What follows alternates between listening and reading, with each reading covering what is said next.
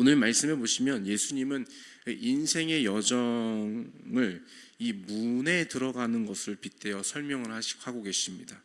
오늘 본문의 13절과 이제 14절이 그 내용인데요. 어떤 문으로 들어가느냐에 따라 그 결과가 달라진다라는 것을 본문을 통해 말씀해 주고 계십니다. 예수님은 분명하게 말씀하고 계십니다. 좁은 문으로 들어가라. 좁은 문은 길이 좁아서 많은 사람들이 찾지 않는다고 합니다. 예수님을 믿는 삶이 바로 이 좁은 문으로 들어가는 것과 같다라는 것이죠. 많은 사람들이 있지만 예수님의 복음의 진리를 믿고 따르는 사람들은 그렇게 많지 않다라는 것이죠. 사람들은 예수님을 따르는 삶에 대해서 크게 매력을 느끼지 못합니다. 예수님을 따르는 삶은 사람들의 눈으로 봤을 때는 시시콜콜하고 고리따분한 삶처럼 보이기 때문이지요.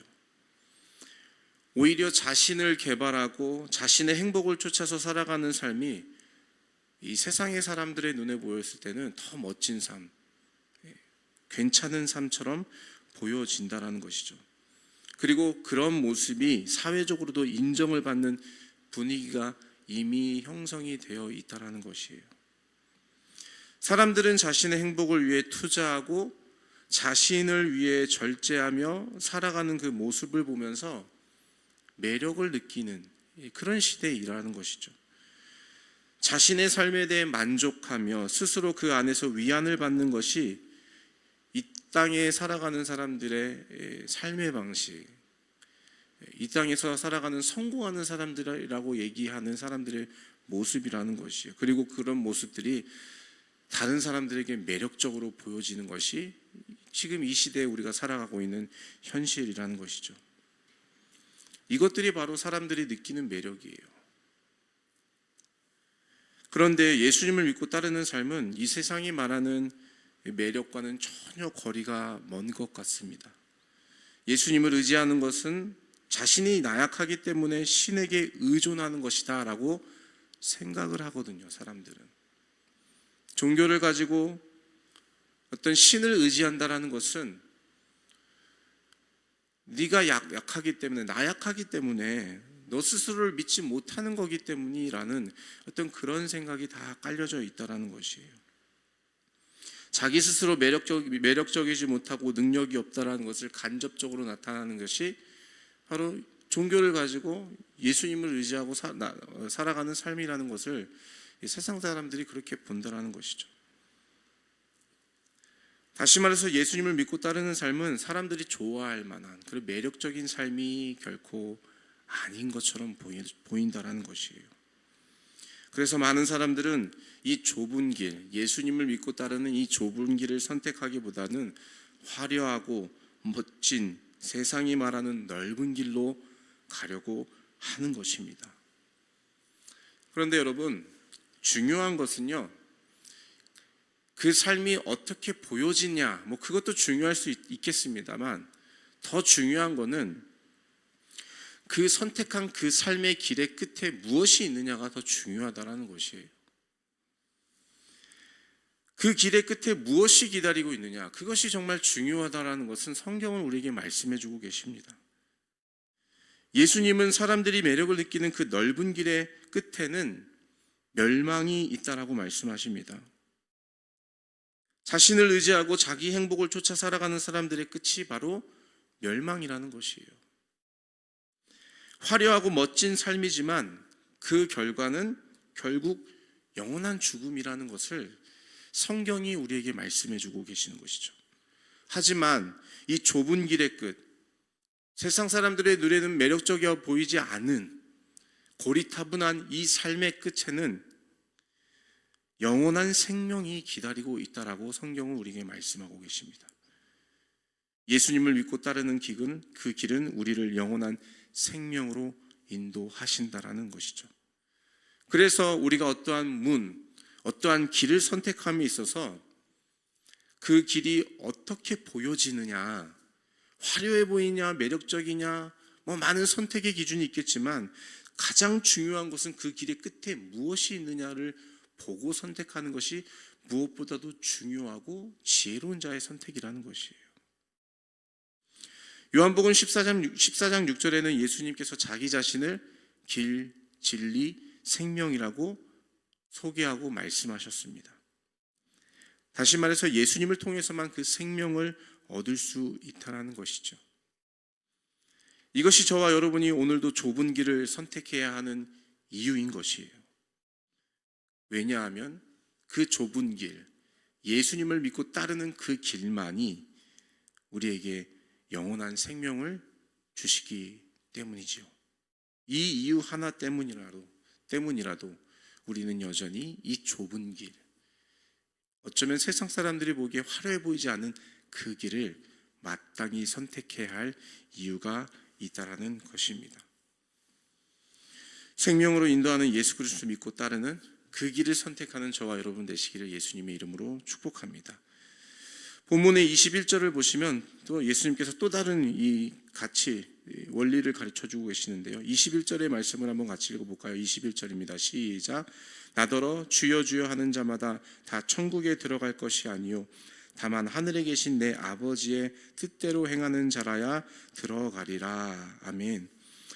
주의 이름을 부른다고 다 천국에 들어가는 것이 아니라고 합니다. 거짓 선지자들의 등장을 언급하고 계시면서 이 말씀을 주고 계시는 것인데요. 거짓 선지자들의 특징은 겉으로는 양의 옷을 입고 있지만 그 속, 그 본질은 노략질하는 일이라고 말씀하고 계십니다. 한마디로 양의 탈을 쓴 일이라는 것이죠. 겉은 양처럼 보입니다.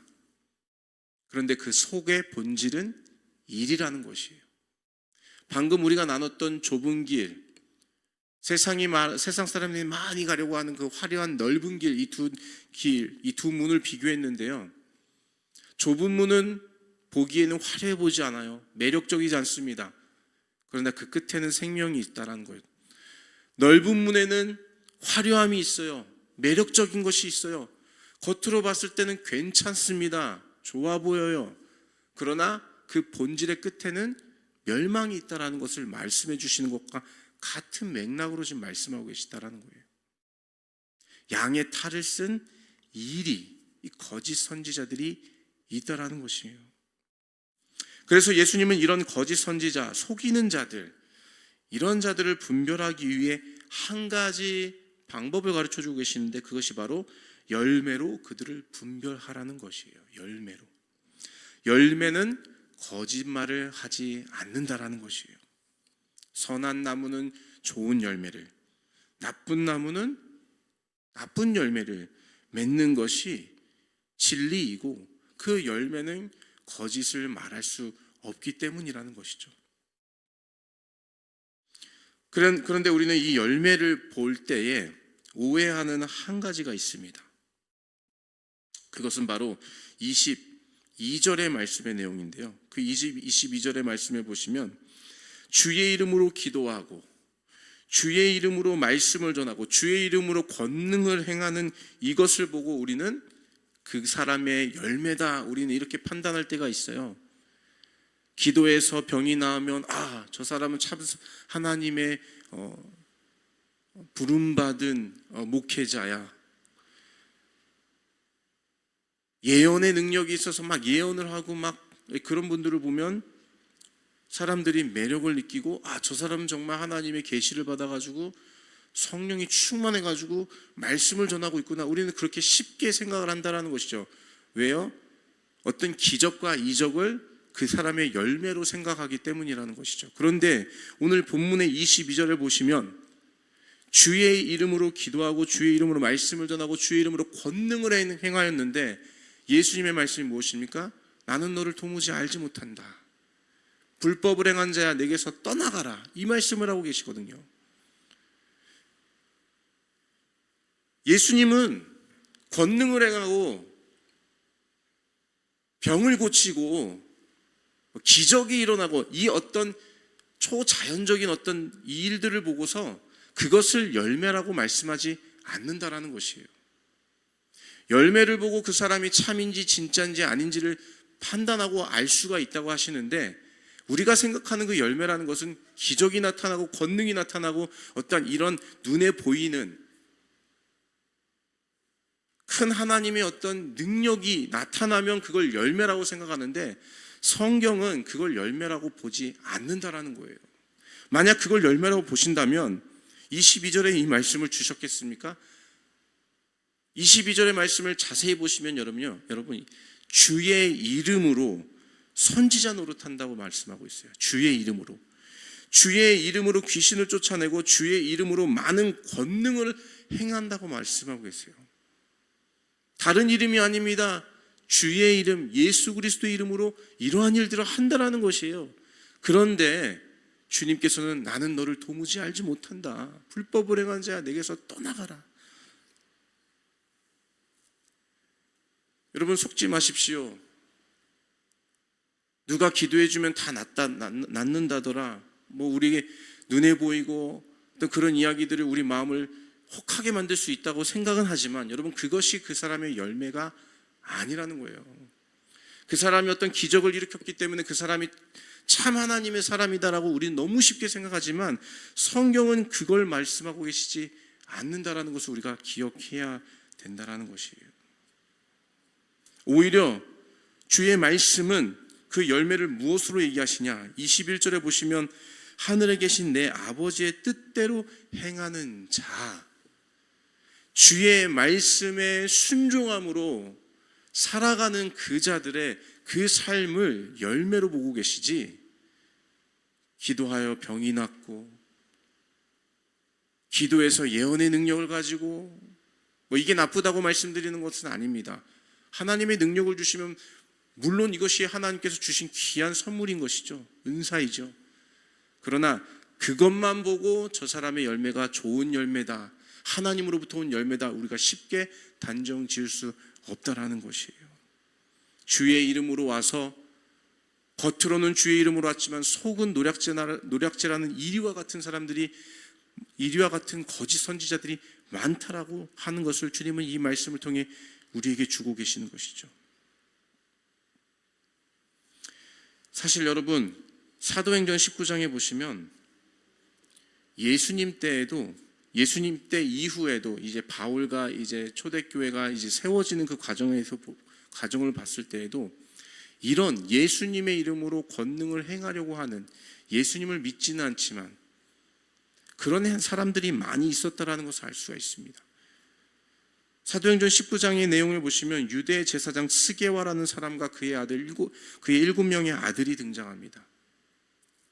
바울이 예수님의 이름으로 귀신을 쫓아내고 병든 자들을 막 고치고 이러한 일들을 보고서 이 스게와와 7명의 아들이 똑같이 바울처럼 예수님의 이름으로 뭘 하려고 해요. 막 악귀들을 막 예수님의 이름으로 물리치려고 막 합니다. 그런데 그 악귀 들린 자, 악귀가 이제 대답을 하는 거예요. 뭐라고 대답하냐면, 내가 예수도 알고 바울도 아는데 너희는 도대체 누구냐? 그러면서 이 스게야와 7명의 아들들에게 이 악귀가 뛰어 올라탔다, 이렇게 사도행전 19장에 그 내용이 기록되어 있는데요.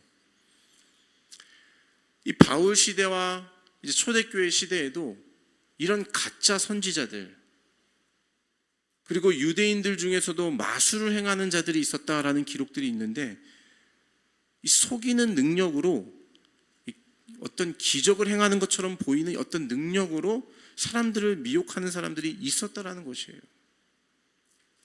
구약에서는 우리가 잘 알고 있는 출애굽 당시에 이 바로와 함께 있었던 술사들이 있지 않았습니까?